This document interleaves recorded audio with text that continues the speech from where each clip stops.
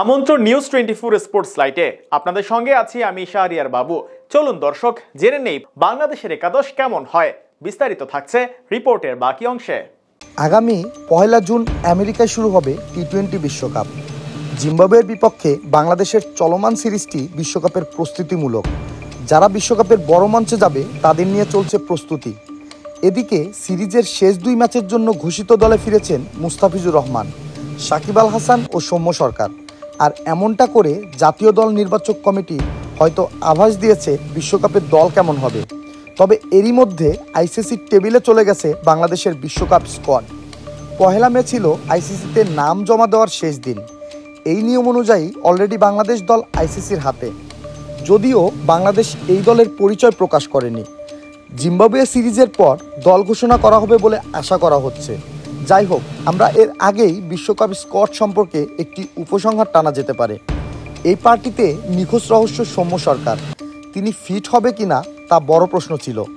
New Zealand সিরিজে 169 রানের innings খেলেছিলেন তিনি, তাই ইনজুরির কারণে এই অলরাউন্ডারকে পাওয়া নিয়ে প্রশ্ন ছিল। কিন্তু জিম্বাবুয়ের সিরিজের 2 ম্যাচের জন্য তিনি দলে ফিরেছেন। অনুশীলনে সাবলীল ছিলেন এই ব্যাটিং অলরাউন্ডার, তাই বিশ্বকাপের জন্য তিনি যে ফিট তা এক প্রকার নিশ্চিত। জাতীয় দলের টি-20 দক্ষ ফিনিশারের সংকট ছিল দীর্ঘদিন ধরে। সেই নাসির হোসেন থেকে শুরু করে অনেককেই আনা হয়েছে ফিনিশারের বিবেচনায়।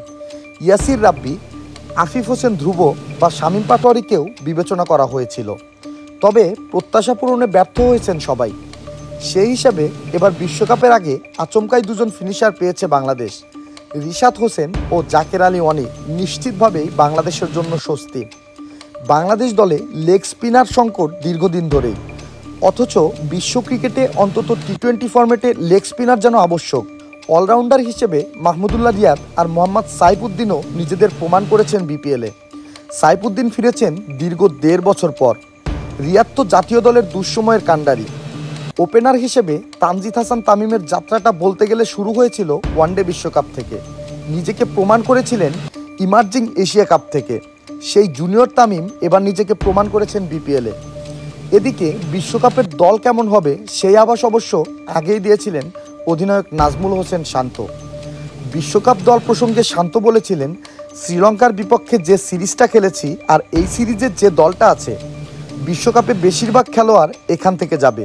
উৎসুক ক্রিকেট ভক্তরা তাই এবার 2-2 4 মিলিয়ে বিশ্বকাপের জন্য বাংলাদেশের স্কোয়াড নিজে থেকেই সাজিয়ে নিতে পারেন। চলুন জেনে নেই যারা বাংলাদেশের জার্সিতে খেলবেন বিশ্ব ক্রিকেটের জমজমাট আসরে।